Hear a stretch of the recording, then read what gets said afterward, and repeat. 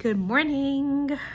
It is probably the afternoon now, but anyway, I slept in, although it's Monday, and I've been struggling with insomnia because of withdrawals from an allergy medication that I took that made me super drowsy, and now I basically can't sleep without it. So I'm trying to regain my routine. But at the same time, I woke up.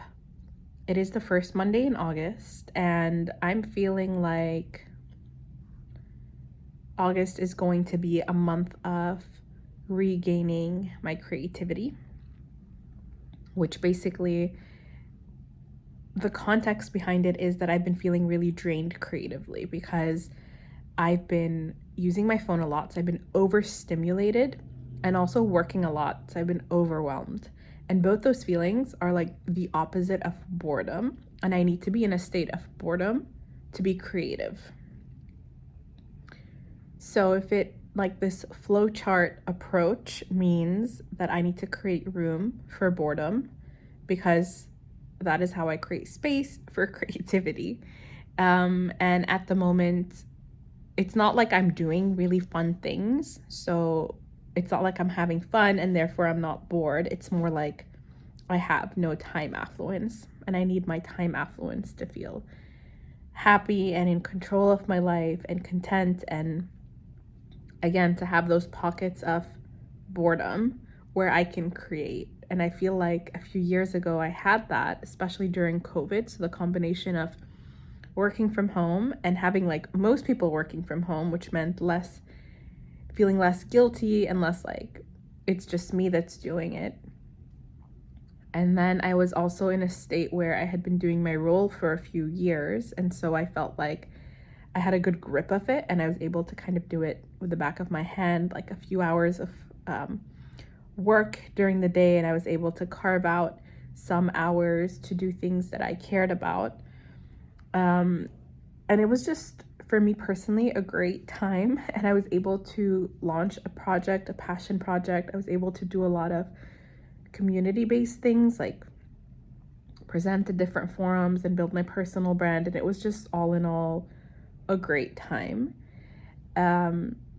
Obviously there were some really dark moments in there, but generally it was a good time. And I feel like nowadays I'm completely lacking into it. And I know that life is all about seasons, and maybe this season of life, like I'm meant to double down on my career and really prove myself in this new role.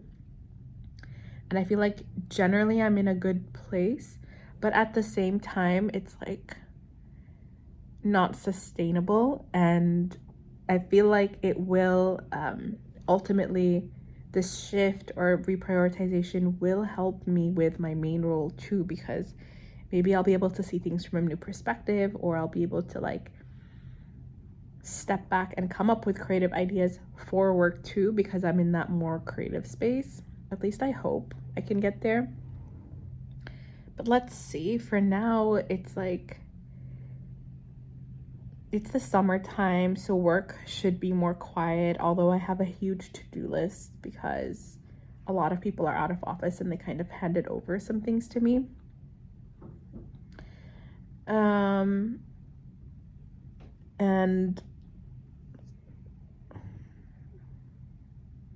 yeah, trying to be productive too. Like, don't get me wrong, I don't want to lose my my productivity. I still want to have deep work hours during the day, and then be able to carve out some time for creativity. So I signed up to a bunch of classes. The issue is they're like from 8 to 10, a little after 10 too in some cases, on weeknights, which means just like really longer days. Like I'll be coming home by 11, but I think it'll be a nice change. So let's see. Yeah. I also came across like a few signs that I should get back into journaling, or at least writing things down. And so I looked through my set of notebooks and I found this notebook that I started back in 2015, like around the midpoint. well, closer to the summer, and then I wrote a lot in August and September, and then I cannot maintain a habit to save my life. So unless it's a toxic habit, then I can probably maintain it. But anyway, a productive or good habit, no, sorry. I took like a gap between September and then wrote again, I think in Feb, around my birthday probably.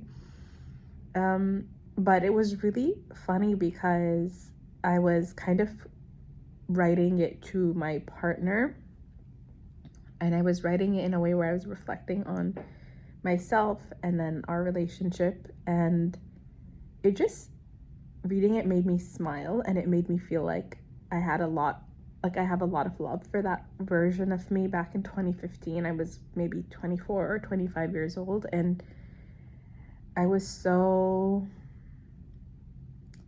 I was like, obviously that was like the honeymoon phase, and a lot of my reflections were about love, but I felt like it was kind of like a time capsule into how I felt at the time.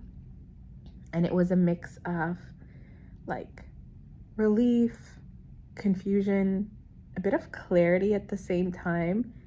And I felt like I was in a state of like absolutes, like this is the best ever, this is the most incredible ever, this is the most like this is my forever kind of thinking. And I feel like somewhere along the lines you start to realize that nothing's permanent. But reading back, like, it was almost refreshing because I was so sure, and I feel like at some point along the lines you start to doubt things. But being in that space of clarity and feeling sure, even if part of it is like uncertain, but you kind of embrace that, and that feeling of certainty overpowers everything. And that's where I was, and I feel like kind of jealous of how things were back then, because I felt like I had more of a roadmap, and now I'm kind of just floating and almost having that checklist. Although one of my entries was all about like this idea of it being personal, and it's not like supposed to be mapped out, but I felt like I had milestones, and now I don't, or I'm choosing not to. And it's giving me a lot of ambiguity, which I don't thrive in by any stretch of the imagination. I am the worst at dealing with ambiguity. I need some semblance of a roadmap. But anyway, it was really refreshing to look back at how I felt then. I know I was probably naive, but somehow it felt so simple and clear to me then. And I hope that with that change I'm making, that recalibration, that vision can be a bit clearer, at least for the next few months. But yeah.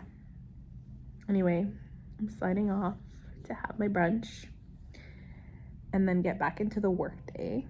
But these journals, whether in video form, written form, typed form, have helped a lot with getting my thoughts out there, and I hope I can have the strength to continue.